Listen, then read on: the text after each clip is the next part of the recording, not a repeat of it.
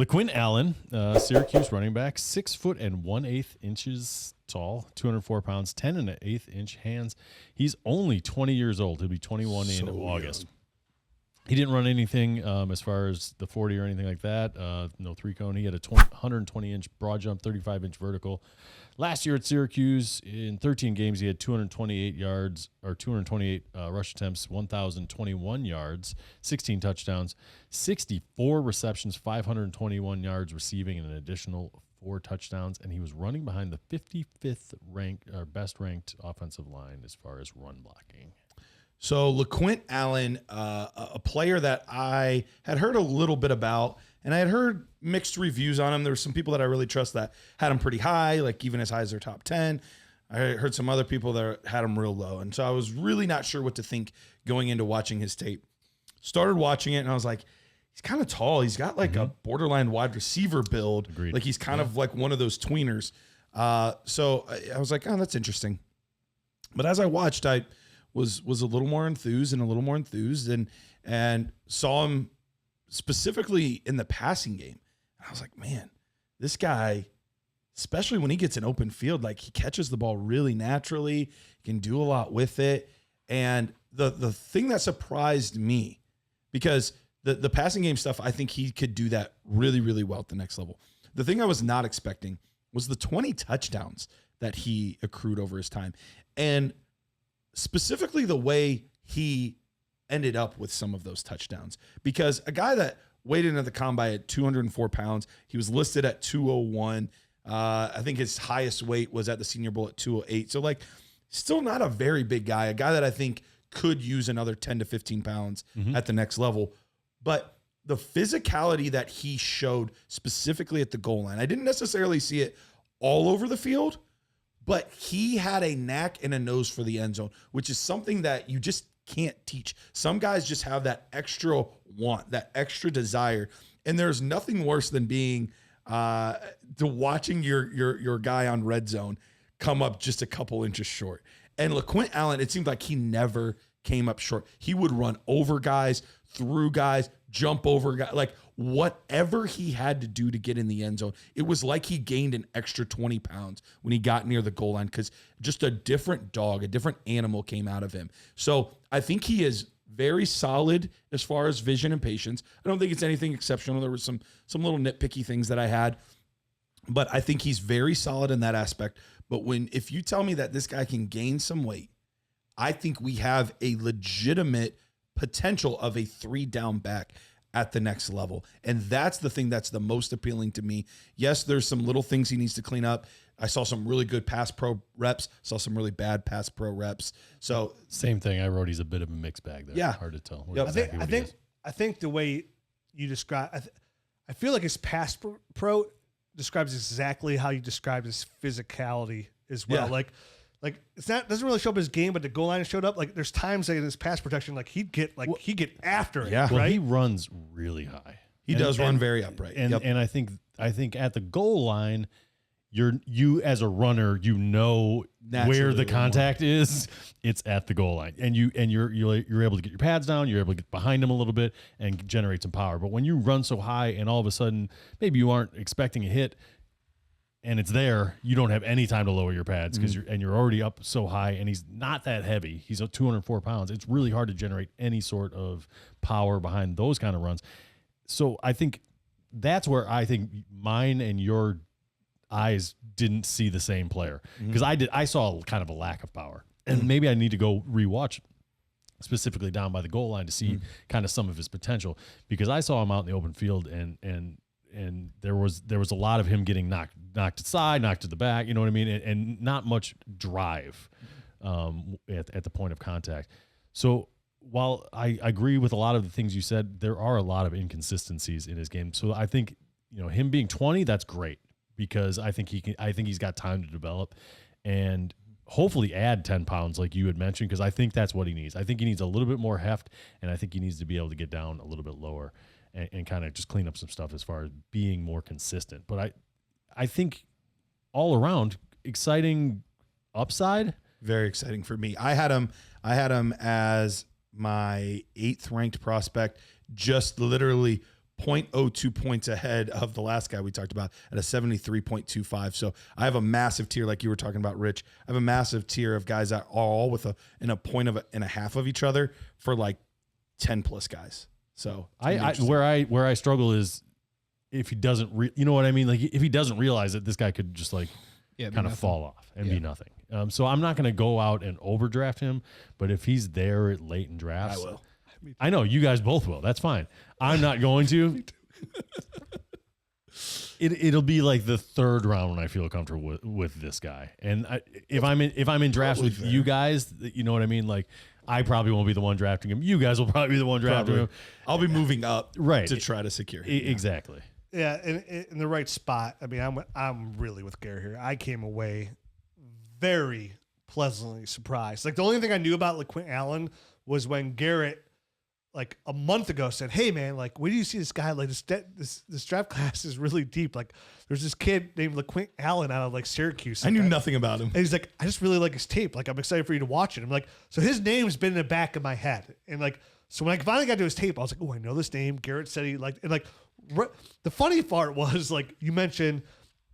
Like his passing game, right? Because like that's his bread and butter, right? For sure. His hands are stickier than Bonnie Blue Sheets. Like they're unbelievable. I saw a couple double clutches in there. Don't give me Bonnie Blue Sheets. Listen, if you watch the NC State game, Bonnie like Blue. the first like 10 snaps of the game, he doesn't even line up in the backfield. He's lined up out wide the first 10 snaps of the game, and he's a jack of all trades. And he really reminds me a lot of like a leaner, slightly more explosive Le'Veon Bell. Slightly less or more explosive? Less. Okay.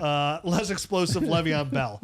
Like he does, even like because remember Lev ran a little upright as well. Like his running style, everything about him like just reminds me of him. I mean, whereas Lev lost weight from college. He needs to gain that weight. And they're give him that 15 pounds.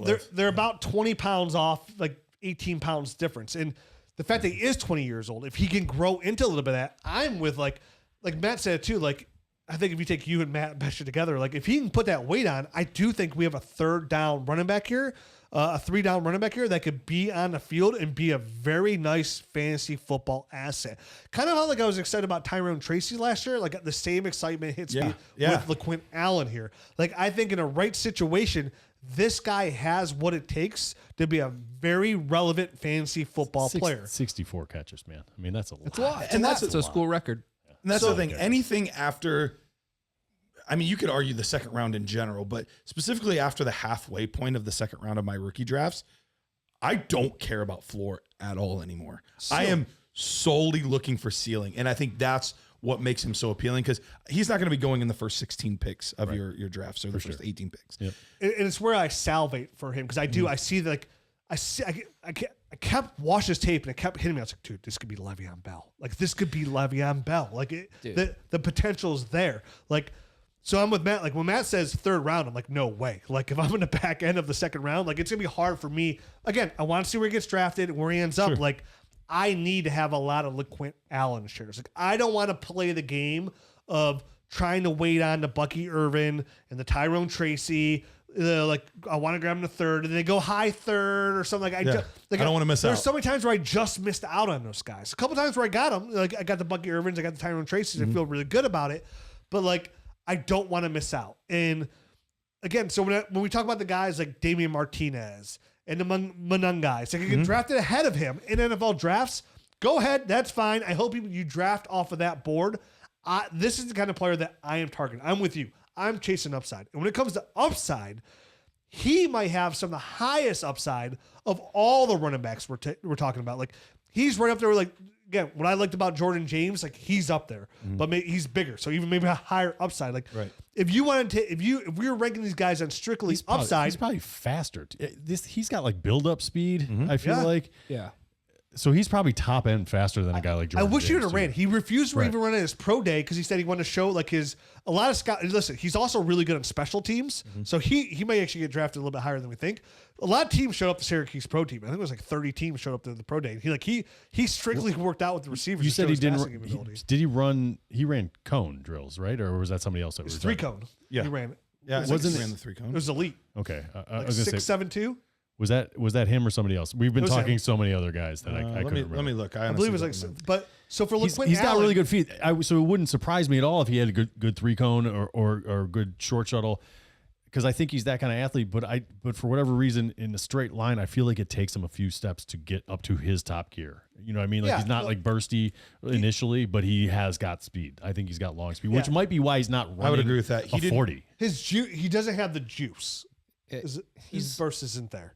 like watching him. I have written down unorthodox running style because he Yeah. just It is a little bit of an He's- odd gate. that he yeah, runs and with. it's Yeah. like even making people miss. It's kind of just like But he does. it's just though. different. He does, and he like.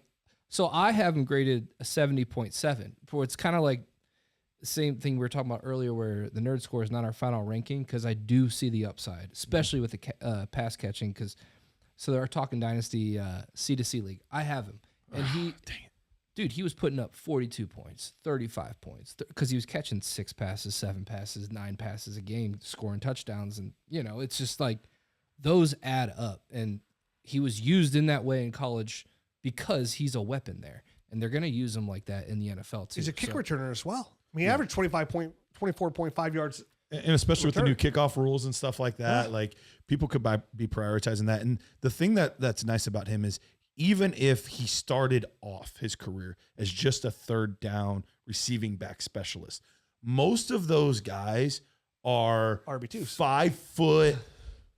5'9", 198 Scat pounds. backs. Yeah. Like he actually has the frame to like, oh no, we could give it to him too. Like we could hand it off to him too. Like, so that's the nice part is like, even if it starts off as just a more of a niche role, if he does that well, it could easily develop. Yeah, if we were ranking guys on upside, I think LeQuint Allen would probably come in right behind Dylan Sampson. I think him and So you're talking about like 6th, 7th most potential in the class. like him and Caleb Johnson and like Teuton, like right around he's ceiling in that, guys. He like that's What's where the dude from SMU? Rashard Smith. Rashard Smith might be up there too. He's another one that he definitely has ceiling. he's just got so much work to do. That's the hard part. Totely. I mean, but we're just talking solely okay. ceiling. Yeah, you're right. dude. No, you're right. If we're just talking ceiling, Giddens has ceiling.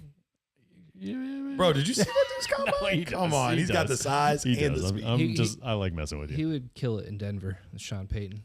yeah. So, but I mean, Yeah. he falls like the Caleb Johnson, Teuton, I would love Jordan LeQuint James, in like Denver. those are guys that like LeQuint Allen is in there for. Like he's a top 10 fan. He's a Dude, top I 10 actually runner. loved that. Jared just said, did you hear that? He said LeQuint Allen in Denver. Would be sick. Yeah. Yeah, put him in the Alvin Kamara role.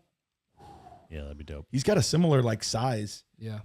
Oh man, Yeah. I got me He's excited just now. Easy. Yeah, I know, right? Just, and, Yeah, and- just Getting hot and bothered over All here. young I just got a preview of the bedroom with with Garrett there. You guys at the La Quinta? I came away very impressed with LeQuint Allen, and I like him a lot. He's in my top 10, probably right around 10 rookie running backs. Again, Have him at 8. but it's like he's in that tier where he could be as high as like 7. Like, Sure.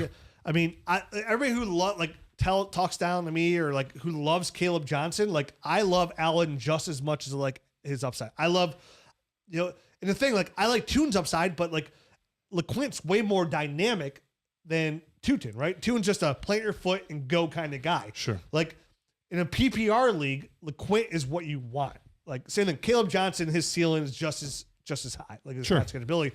But like that's what I'm looking for. A guy who could be an in between the tackles runner, but also has that high PPR upside, right? Because that's where the juice is. Like if you want to enter that elite running back tier, unless you're an outlier like a Derrick Henry and an Adrian Peterson or a Nick Chubb, which again, we're going back to the last 20 years. We just mentioned 3 guys that fit that bill for 20 years. Right. You have to be a PPR pass catcher running back.